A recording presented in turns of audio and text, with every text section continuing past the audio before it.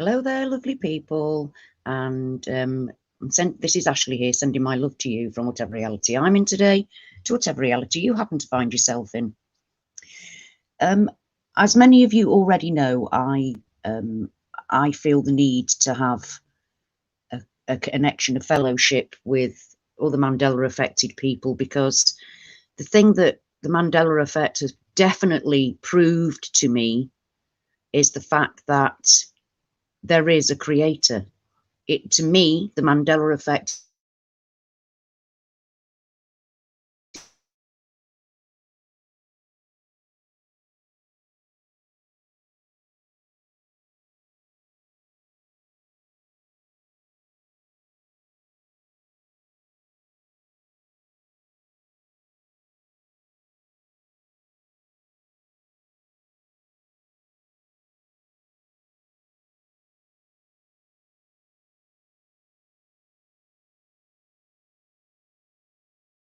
the Bible changes are something that you cannot disregard. I could disregard the spelling of different things, but I could not disregard the iconography, the Christian iconography, and the Bible changes. They absolutely freaked me out so much, so much. And I thought, that's it, we're all going to die. And my head was in the worst place ever, searching, very, very much searching for answers. And, you know, answers came. They came over a long period of time, over about 18 months, my answers came.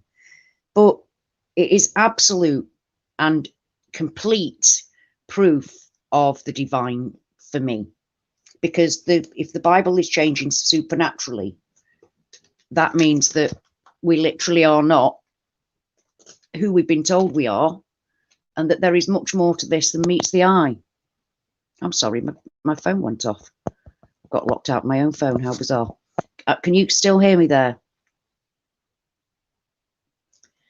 You see, the thing is as well is that I'm absolutely sure of this, because my needs are always met. My needs are being met. The things that I require, they come to me. God has been looking after me for quite some time, but it's that was a belief. That was a belief. This is more than a belief. This is a knowing, an absolute proof of, without a shadow of a doubt. There's no questioning it anymore, none whatsoever. I mean, what the creator is, I still don't understand, but I've come to terms with the fact that I'm not supposed to. I don't think I'll ever be good enough. I say for him, but I don't think he's actually a gender as we know it. You know, I don't think that that's the case. I don't believe that. I think our creator is something that we cannot comprehend. From everything that I know about the creator, it's light and love. Light and love. That's what the creator's made of, and that's what we're made of. So yes, I do feel the need to be in commune with other people who can talk about these things. This morning, I spent another morning, I go online to my daughter's church quite often, not all the time, but quite often. I can't understand why my phone's turning off on me when it doesn't normally. When I'm doing this, it normally stays on. So, oh, that's a bit weird. Sorry, it keeps interrupting me because every 30 seconds it's going off, and I don't know why. So, yeah, I still do get a lot out of attending the church, online, because I'm having my own moments with my own creator. But it would be so much better to be able to get together with each other and discuss these things, you know, have our own fellowship, as I've said many times before, because this is one of the things that really upsets me about the people that try and debunk us and say that the Bible hasn't changed and that we're just mental, and that, you know, we are closer to God now than we've ever been. We're closer to our maker, our creator. And for me, Jesus is part of that, but not quite so much in the Christian way that I knew before. No, more so, much more so, in a much more real way. So this is why I wanted to know from you guys what was it about, you know, does it make you feel that we're closer to a creator? Does it give you that knowing? that knowing instead of believing, because I don't believe anymore. I know the Creator's out there and he's with us, because let's face it, through all of these horrific changes that we're going through, no matter how we feel about them, no matter how much they freak us out, we're not being harmed. We're certainly not being harmed as we travel through different realities. And I say we travel through different realities because reality is supposed to be the thing that you see there outside of your window every day. Your physical environment is supposed to be reality. Well, when the physical environment changes around you, your reality has changed. And Bible changes are, they're I don't like what they're turning into whatsoever, but it has, you see, I also believe that our Creator is above and beyond the writings of our books. You know, they're above and beyond the writings of our books. And let's face it, I mean, there's been so much about Christianity that has been messed with and meddled with and taken out of context and moved about, and things have been left out that should have been put in, and we're supposed to like just trust the fact that God has guided the priests in the past. Now, I don't believe that those priests in the past, they were men. They weren't guided by God. Even popes were having children at one point. They were in it for the same reasons that people are in it for today: power. And the Roman Empire just changed into the Roman Catholic Church and ruled us all that way. So I got very disillusioned, and I didn't know what to believe in, and I lost contact with my Creator. Thankfully, my Creator never lost contact with me. And since being Mandela affected, he answered my prayers directly. And over 18-month period, he revealed himself to me again, and showed me himself what the Mandela effect has to do with all of this. And this is the creation of the fifth and forever world, the fifth and forever world that's talked about in the Bible, in the Hopi prophecy, in the Mayan calendar, in religions all around the world. And for me, it was revealed again, carved in stone in the middle of America. The creation story, Jesus coming back, the whole kit and caboodle is actually carved on stone. The story's carved on stone in the center of America. America's got nothing to do with the Holy Land, but there it is. That message, the same message that's in our Bible. The very same message that's in our Bible. So as a species, as a race of human beings, we've spent millennia searching for God in different ways. And then about 6,000 years ago, with the Sumerians, this is where our Abrahamic religion and what our way to God has been written down from there on in. The story was the same, because that's where Abraham came from. He came from Ur in Iraq. He was Mesopotamian, and he came across to the Holy Land, and that's when the Jews were formed, and when we have the basis of our belief system. The belief system of Jews, Christians, and Muslims are all the same, based on that tradition that came from Samaria. But that's the first time it was written down. People have looked for God for millennia before that. Thousands and thousands and hundreds of thousands of years before that, mankind have searched for God. We have been reaching out. We have known as a species that we are more than this planet, and that there is something out there bigger and far more and far better than we are. Something we can't understand. And before God came down and wrote everything and told everybody about himself, it didn't mean that he hadn't created it all before he told us. He had, obviously, for millennia before that. So humanity have been searching for God throughout time, since time began. And that's something that people forget. God didn't just appear 6,000 years ago with the Sumerians. He created the world a lot longer than that, way longer than that, a lot longer than that, before he gave us words about it. So the thing that you see, that it's in every ancient religion, every, ancient text, the same story. Now, we're lucky that we do share the same story. I was touching a bit about this the other day, about Hinduism. People think that Hinduism, that they believe in many gods. And in a way, they do believe in many gods, but they still have the creator God, the one God, the creator. And all those other gods are like aspects of the creator, almost like personality traits of the creator, or representations of the one creator. So we cannot dismiss the ancient teachings, because the ancient teachings are just as valuable and valid as are the Bible that changed for us. That Bible, that the words we cling on to so much because we remember them. We remember them and they matter so much to us. Well, before they were written down, it was the same story, because the way God created the earth and the story was the same, regardless of what place in time we come from. God created the earth. We call him God. We call him God. We call him him. But I believe it's pure energy, pure light, pure consciousness that we belong to. I believe there's a spark of God in all of us, because after all, he gave us the life. Without him, we would just be lumps of clay. There would just be lumps of clay. There wouldn't be any life to us at all.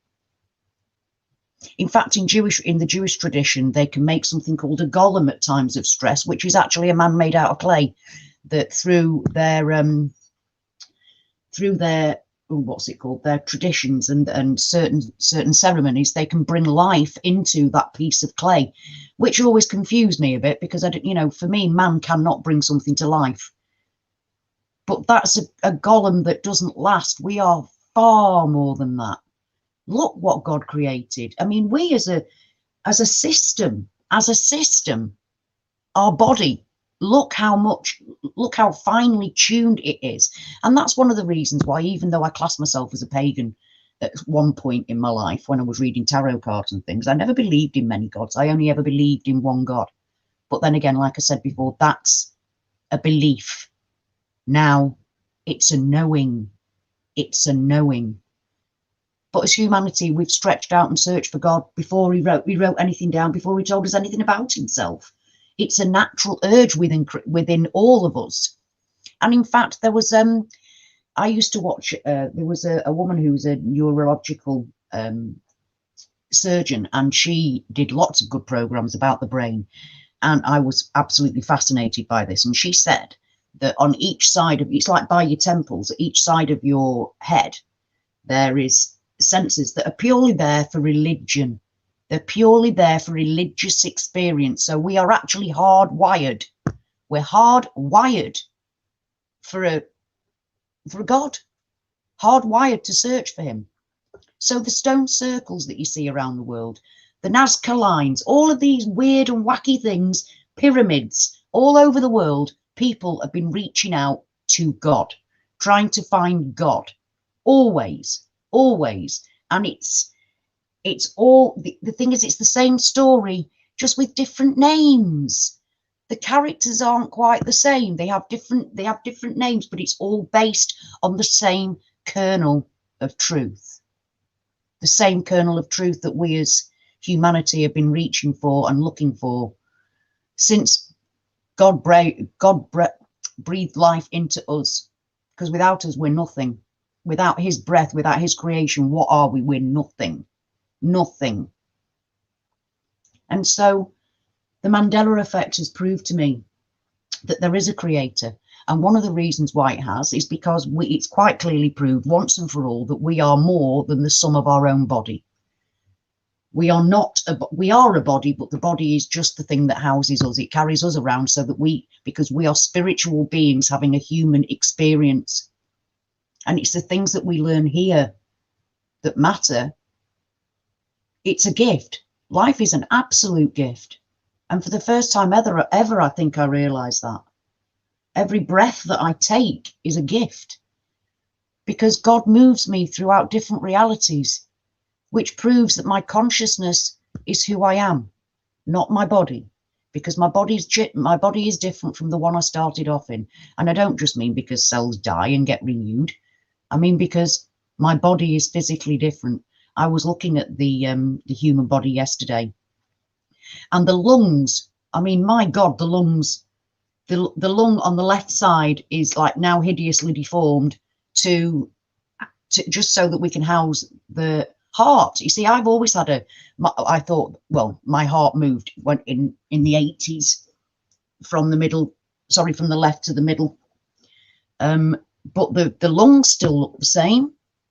The lungs hadn't got deformed in my reality. It was still there. It was in the middle left. It had moved to the middle left, but the lungs were still the same, and now they don't look the same. Now it's all deformed to like accommodate this new where the heart is. We're definitely being upgraded. We're being moved to a new world, and we know that for a certain fact because we see it changing every day on the map. Now, for those of you that say that it isn't real, it's as real as we can get, because that's what we're told it looks like. And if we're told it looks like this and then it changes drastically from what they are telling us that it looks like, that shows that it's changed. The top of Scotland came off for me. In my reality, the top of Scotland came off. Now, that shouldn't be happening. And although, you know, the only thing we have to base our what we know that we're on, what the planet, whatever this is by what they tell us, the shape of the different countries and the oceans. It's what we're told it looks like. So if from one day it changes from what they told us it's always been, like my husband said to me once, yeah, but you know, they've just, because we were actually told, in my reality, we were told that they were changing the maps and they were making all the continents the right size, because like, for instance, Africa was much bigger than we were portraying it to be, is what they said. Well, I'm thinking, hang on a minute. If that's the case, why have we had, and I do this in inverted commas, you can't see it, but I'm doing it in inverted commas. Why have we had the satellite vision of Earth, and we've seen the satellite vision of Earth? Google Earth was Google Earth before we changed. And we were watching what supposedly images taken from space of what our world looks like. So how on earth can they use that excuse? Because it was there before. We could see what the Earth looked like apparently from outer space before, but it's changed that much that South America is now like so far east, it's nearly touching Africa. The bottom of America, where you've got the panhandle, I mean, it now looks like a ladder between North and South America.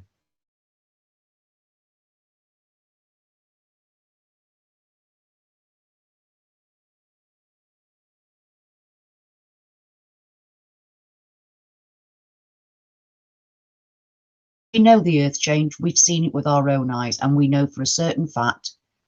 They tell us it's a psyop. No, exactly, the quick. This is nothing like a psyop. A psyop cannot, you know, they can't change the buildings in your town overnight. Do you know what I mean? They can't do that. The difference between me now and when I first realized that the changes that I was seeing were real reality changes and that other people were feeling them as well, obviously I freaked out completely. And I think for the first 2 years of knowing, I was just a mess in general. There was no connection to my God. I was desperately searching and looking and trying to look into, you know, all kinds of things, quantum physics and the holographic universe and simulation theory and CERN and all of these things. And then I also prayed about it. Oh, good. I'm glad about that. I'm sorry. I'm actually, it keeps going off. I have to keep pressing it every 30 seconds because it's for some reason my screen keeps fading out, and I don't know why, because it doesn't usually. So this is the thing that gets to me, is that I now know for a certain fact, because I knew I was so lost from God, because I knew that things had been messed about with so much. The Council of Nicaea, I mean, 300 and something, they were the ones that decided that we were going to celebrate Jesus's birthday on the celebration of a sun god. You know, I had a problem with that. I had a problem knowing these things. So I turned away from God. It's stopped my religion. It's my religion, not my spirituality, but it's stopped my religion right there in its tracks. Blind faith, blind faith, blind faith, when it doesn't add up, doesn't help. And then the more I learned, the further away I got. And it took 18 months of Jesus revealing himself to me through the Hopi prophecy for me to get in contact with him again. You know, it's not just, I mean, people always talk about the you know, the logo changes, and they are, I'm not saying they're not valid, they are. Turmeric pisses me off big time. It's turmeric. It's turmeric to me in my old reality. So I do get pissed off. But it's not just that, it's the big things, and they never, debunkers never talk about the residue for these things that we have. They never ever talk about our personal experiences. They never say, right, well, we've researched this, and I've noticed online that people are saying that their actual physical surroundings are changing. These things are never said. And why? Why? Because it makes, they will then have to start answering and give answers that they're not prepared to give, because I get pissed off as to how physicists cannot be jumping up and down with excitement at what's happening to us. Now, it's either because they're that close-minded that they can't even believe what they believe. That we are proof of what they're saying. And again, it's got nothing to do with physics. It's got to do with us understanding God's ways. God's ways. Physics is not inventing anything. It's discovering. It's discovering God's ways and trying to understand that. So with all this, oh, the cult of quantum, we're not a cult of quantum. God made quantum. God made everything. Everything. And he isn't harming us. He's moving us. Sometimes twice, 3 times a day through reality to reach that forever time. The fifth and forever world that we can see changing before our eyes. It has, I don't think it's finished changing yet. It's not a new creation yet. This new creation is taking a lot longer than the 7 days. The 7 days that the first creation was. But we know that we have to start looking at things differently now. We cannot keep the same belief system when we know it's not true. I mean, I used to be totally with evolution, although I always thought that man was outside of the bounds of evolution. We're way beyond what what evolution actually means. We're way beyond just surviving. We're thriving. We're inventing things. We're flying in the air. We're doing all kinds of things that we shouldn't be able to do, but here we are doing them. And do you think, why is that? That's because God gave us a thinking brain. God gave us this marvelous, it's like, you can't call it a machine because it's not a machine, but we are like a machine. The way we work in general is like a machine. It's so finely tuned.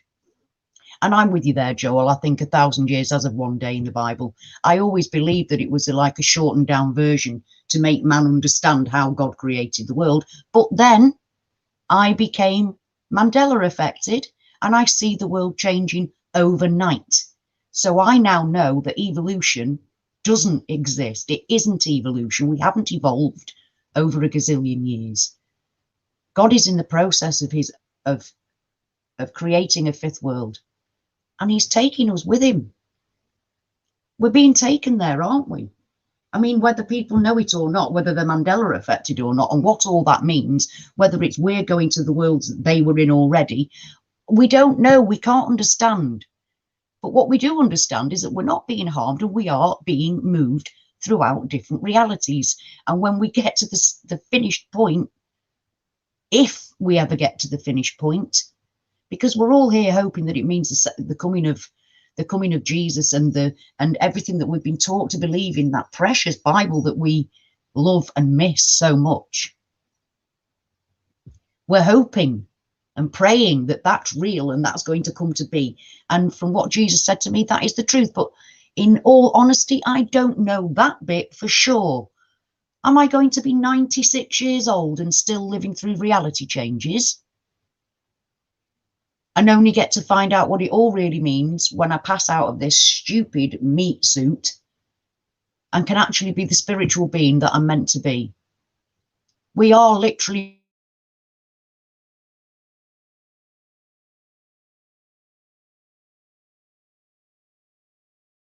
used God and his plans to control populations. We weren't even allowed to know the word of God in our own language. Only priests were allowed to know that. We weren't allowed to know what God said. We had to have priests to do that. Now, it doesn't say that anywhere in the Bible. We can have our own personal thing with Jesus. We can have our own personal thing with God. We don't need a priest. If you choose to have a priest, I mean, somebody actually said to me, don't talk about the Catholic Church. I'm a Catholic. And I said, well, I'm sorry, but you have to question everything. And so far, recently, the Pope has been doing the most ridiculous things. And if as Catholics, you're not questioning why the Pope is sticking up his hands in a heavy rock style-y devil horns, I wonder why you're not questioning that. How can you be Catholic and not question that? How can you be Catholic and not question why the nativity scene was so vile? It was unbelievable, that nativity scene. It was nothing like the usual nativity scene. It was like something out of some sci-fi movie. So some futuristics say many people believe the changes are small and gradual, but to some people they might be. But to me, they just keep coming in waves of it. And you can't keep up because things flip-flop about. Things flip-flop about. What's right in the shop one day isn't the day after. And it isn't because they've changed their mind. It's because it wasn't like that in the reality that I now find myself in.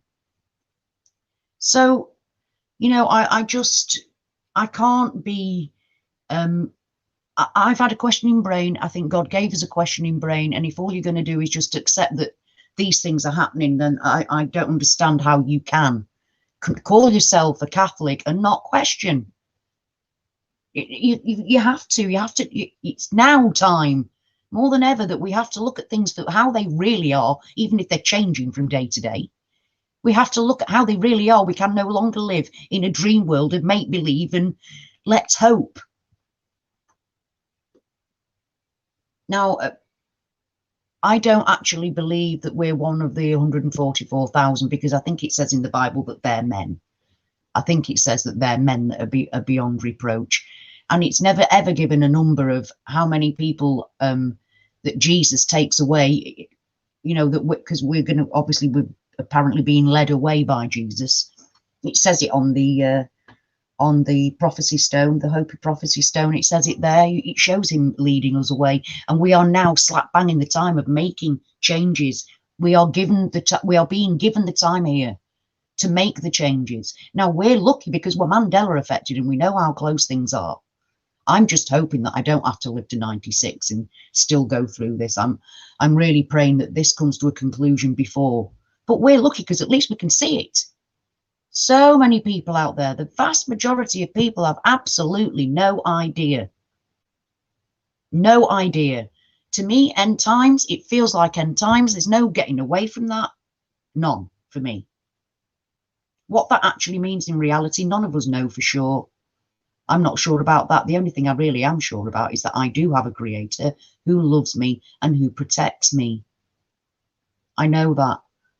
I'm provided for. I'm provided for, and anything bad that happens is to lead me to a better place. And I trust in that wholeheartedly. Well, that Joel, that's awful. He's just saying about having things taken out of your memory. I know a lot of people have said that, a lot of people have said that, that their memories are going, and well, mine aren't. Mine are still as strong as ever. Sometimes I have a double memory. That has started to happen where I'm not quite sure. But my memories of my life are as strong as ever. Because like I've said before, our memories are what makes us. It's the things that we've done in our lives. Our memories are what makes us who we are, without any any doubt whatsoever.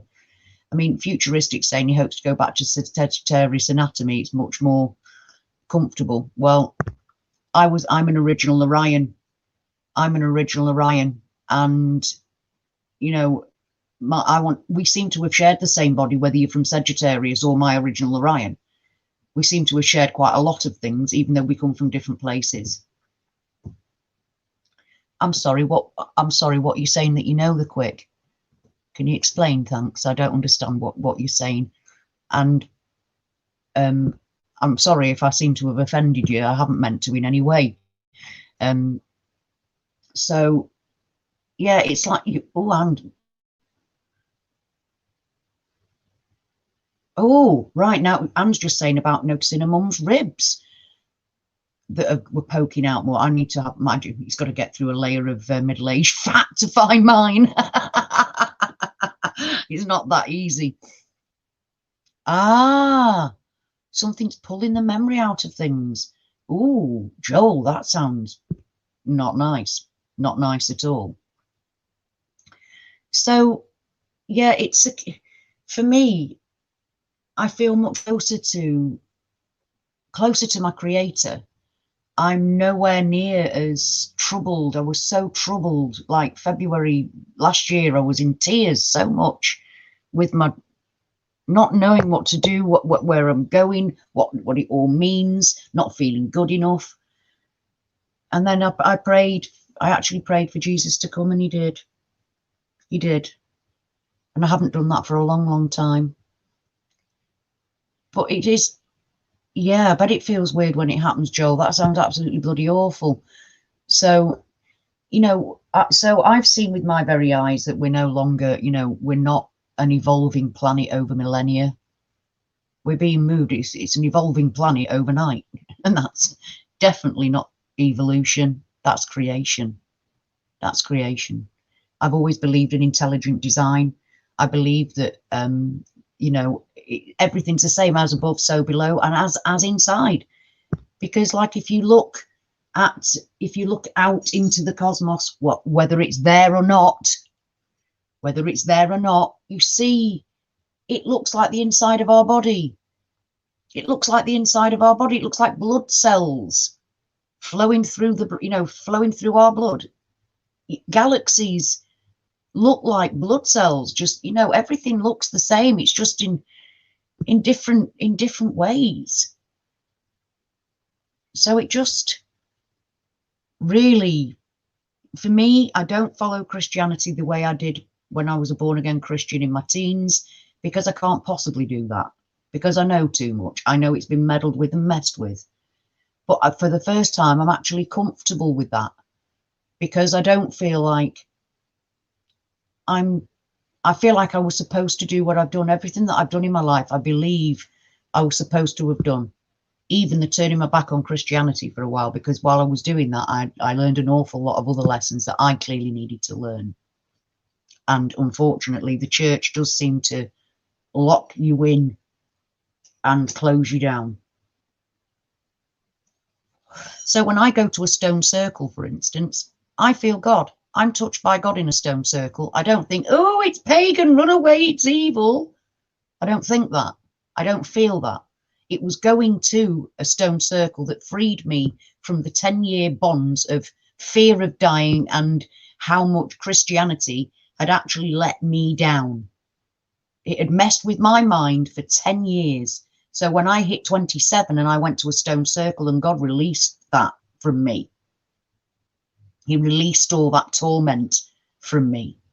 And from there on, it opened up my mind to be able to go and search and find and nourish myself with what I'm sure God wanted me to know all along. So I know it says in the Bible, don't read tarot cards. God made me this way. He made me this way, and I never put it down to me. I never said it was me. I always said it's the universe, God, or whatever you want to call it. Because after all, it's all the same thing. It's all the same thing. And I always gave it over to God. I never said it was me. I never said it was me, because I knew it wasn't. And I believe that God wanted that way. I do. And now I'm back. I'm back with Jesus in my life, but really not the same. Really not the same. 17. Oh, is that you, the quick? Did you have 17 transfusions in a coma? So, you know, it's, yeah, they, Google suggested the Mandela effect. Whoa, is that how you got to it, Anne? That you were looking at Mandelbrot fractals and Google suggested the Mandela effect? Whoa. I kind of agree with that. We're definitely energy. We're energy and frequency, aren't we? And like I said before, I truly, honestly believe that there's a little bit of God is within us. Not that we're God-like. I'm not saying that. I don't put myself on par with God. Of course I don't. But I do believe that we have a little bit of God here within us. All of us do. All of us do. So I've actually thought about it. I'm going to try and see if I can set up a Zoom meeting or something where, you know, we can get quite a few people together to be able to talk. Because here, this is quite, I mean, I can get a few people on here, obviously I can, but it drops out. It drops out because I'm on one small phone, but it's a wonderful thing, this StreamYard, and please do think about getting it yourself. Get StreamYard and do some live links yourself. It's something that we all need to do. I think you don't have to show your face. You can just have a picture. You don't even have to show your own face, your own picture. You can have whatever you want up. But I do think we should start to get your own thoughts and feelings out, because it does help speaking it out loud. That's why I started this channel in the first place. I call it Reality Sliders Mandela Affected, because it's about all of us. This might be my channel, but it's our place to meet. And I was hoping to find reality sliders that were Mandela affected. That's why I call my channel that. So it's not just about me talking, although I must admit I have that much to say that I find it hard to keep quiet. But I have just come back from 3 months with my family, where I couldn't really be part of this community at all. And it was absolutely awful not having the communication with you properly, not being able to, like you guys just chatting with each other in the chat. That's why I go on to other people's lives, so I can talk to people. And I find it really difficult because, like Brian, I very rarely get to see his because of the time difference. And by the time he was live, I think it was 3 o'clock in the morning for me last night. So I couldn't keep awake to do it. I couldn't keep awake to join. So, afternoon, Paul. Black sheep researcher in the house, people. Give out the love. Give out the love. So, yeah, it's like Paul. Please go and have a look at Paul's channel, because he goes in even deeper than I understand. He is open. One day I actually said to him, I feel really stupid saying this, but could we be in God's brain? And he didn't just laugh at me automatically, because you know that he'd been thinking the same, and actually he was preparing a video about that very subject. So it's, you know, he gave me answers that I had been looking for, answers that I wasn't getting from anywhere else. So, you know, the black sheep researcher, he understands the connections between what was before and what Christianity was turned into from what was before.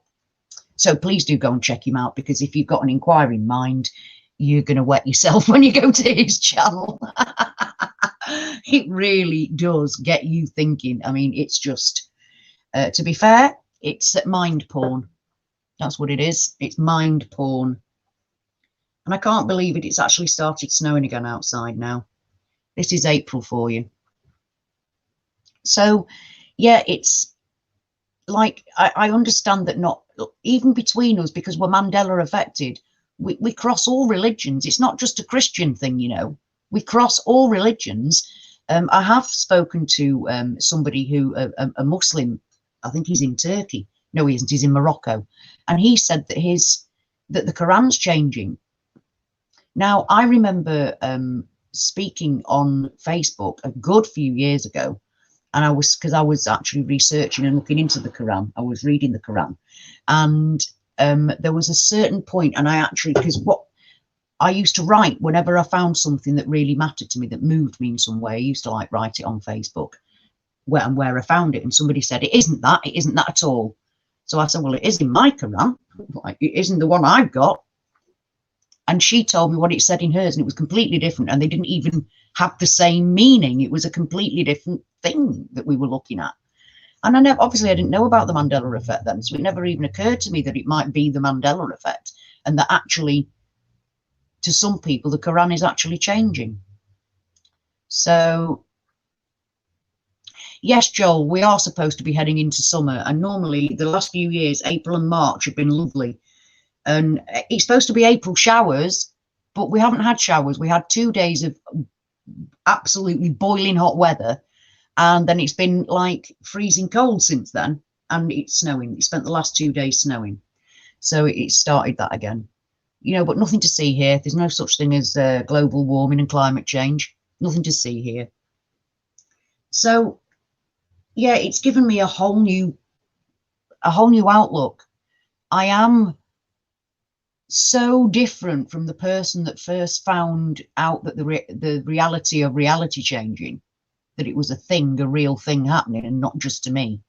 Because you guys know how much it freaked me out. It took me a long time, and it still, don't get me wrong, it still pisses me off. I'm not saying it don't piss me off, it does, but it doesn't absolutely devastate me anymore. And I thank God for that, because that's hell to live with. That was an awful time. When you see Bible changes, Christian iconography changing, that's not right. It's not right. It's really hard to come to terms with. And yeah, I just know I put all my trust. The only thing I can do is trust in my Creator, and that's what I do every day, often, many times a day. Just put all my trust in my Creator. Every single move I make, I trust that it's the right one. I trust in Him to look after me, to guide me, to protect me, and to provide for me. And He does. He does provide for me. And I just trust in that. Always. It's the only thing, to be fair, it's the only thing I can actually trust in. I mean, not you guys, obviously not you guys. I trust you lot. But the thing is that when you're going through reality changes and you've had the rug pulled out from under you and you don't know where you are, it's like you swimming in the middle of the Atlantic, you know, all alone in the middle of the Atlantic at night. You don't know what on earth you're doing. The only thing you can do is call out to your Maker, call out to your Creator, and just trust in Him to protect you, and trust that His plan is the right plan for you, So I hope that you guys kind of feel the same as I do about it. I'm not expecting to have had exactly the same journey, but I do think that quite a lot of you guys have actually are the same as me. You've been renewed in your belief of a Creator, and most of us cling to our Creator because it's the only thing we have left to cling on to. It's not a general belief, it's a knowing, an absolute knowing. And that helps me. That helps me. That and the fact that I can be with you guys too. Well, I'm going to bring this to a close because I want to go and make myself something to eat, but I am going to be back in an hour's time, and I'd really like some of you guys to join me, because I've had my say, but now I'd like to go live. But when I come back in an hour, I'd really like to go live with you guys so we can have a chat between us, because it's that way that we learn, isn't it? And Kirk the other day was brilliant. If Joel, if you're still around, I know it's really late for you. In fact, I don't know what time it is for you. I've lost count of how many hours you are in front. I know it's tomorrow, but I'm not sure when tomorrow. So if you're awake, I'd love you to join me. Please do. But any of you, you're more than welcome. Because like I said to it, that's why. Loyalty makes you family. You're angry at the Creator. You see, I need to know that kind of thing. Oh, right, great, Joel. Thank you. That's brilliant. So, I'm going to call it a day for the moment. About to shove some pizza pockets in the microwave. Futuristic. No, today I'm having some chicken and vegetable soup is what I'm having. But yeah, in the microwave. So I'll be back in an hour. So I'd be really, really grateful if you could join me and Joel. And if you want to join me and Joel, you're more than welcome. So my love to you all till an hour's time.